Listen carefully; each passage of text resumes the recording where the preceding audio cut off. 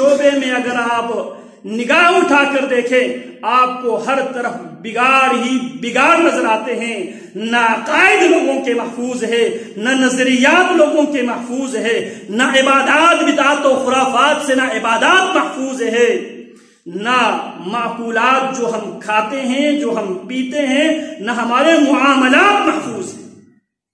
ہر طرف بگاڑ ہی بگاڑ، ملاوٹ ہی ملاوٹ نظر آتے ہیں. ان حالات میں اصلاح کا طریقہ کار کیا ہوگا؟ اصلاح کیسے ممکن ہوگا؟ جو بگاڑ جو خرابی آئی ہے اس بگاڑ کو اس خرابی کو دور کرنے کے لیے ہمارے پاس آخر وہ کون سا اصول ہے، وہ کون سا قانون اور قاعدے ہیں جس اصول کو اپنا کر، جس قانون اور قاعدے کے دائرے میں آ کر ہم اپنے اندر آئی ہوئی خرابیوں کو دور کر سکیں. بات میں یہ کر رہا تھا اللہ رب العالمین نے جن افراد کو خیر امت، سب سے بہترین امت کا سب سے پہلے مخاطبین حضرات صحابہ کرام رضوان اللہ علیہم اجمعین، ان کے لیے اللہ رب العالمین نے جو فارمولا جو اصول دیا تھا اصلاح کا، اللہ فرماتے ہیں سورۃ النساء آیت نمبر 59، یا ایھا الذین آمنوا اطیعوا اللہ واطیعوا الرسول. اگر اصلاح چاہتے ہو، اگر خرابی سے اپنے آپ کو نکالنا چاہتے ہو، اطیعوا اللہ، اصلاح کا پہلا اصول، اصلاح کا پہلا نسخہ اطیعوا اللہ، اللہ کی اطاعت کا. اور یہی ایمان ہے. امام حسن بصری رحمہ اللہ فرمایا کرتے تھے لیس الایمان بالتحلی ولا بالتمنی، ایمان ظاہری زیب و زینت کا نام نہیں ہے، ایمان ظاہری بنیادوں پہ چراغاں کرنے کا نام،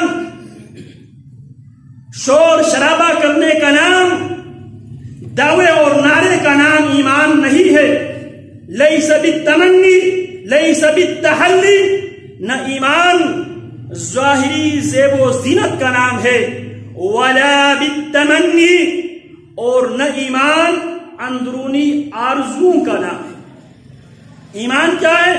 وَلَكِنْ مَا وَقَرَ فِي الْقَلْبِ وَصَدَّقَهُ الْعَمَلِ، ایمان نام ہے، دل میں اللہ کی خشیت بیٹھ جائے، دل میں اللہ کی توحید کو جگا دیا جائے، رسول اللہ صلی اللہ علیہ وسلم کی رسالت و نبوت و امامت و قیادت کو دل میں جگا دیا جائے.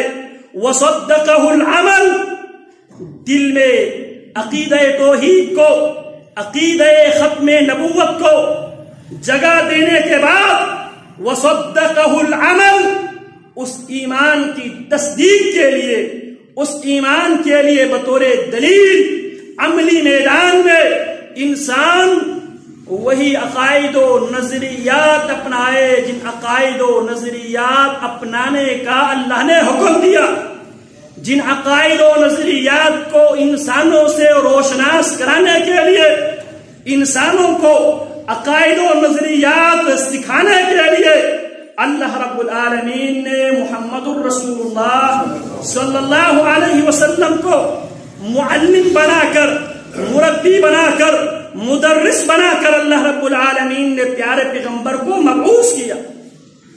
کما ارسلنا فیکم رسولا منکم یتلو علیکم آیاتنا ویزکیکم ویعلمکم الکتاب والحکمہ ویعلمکم ما لم تکونوا تعلمون فاذکرونی اذکرکم واشکرونی ولا تکفرون.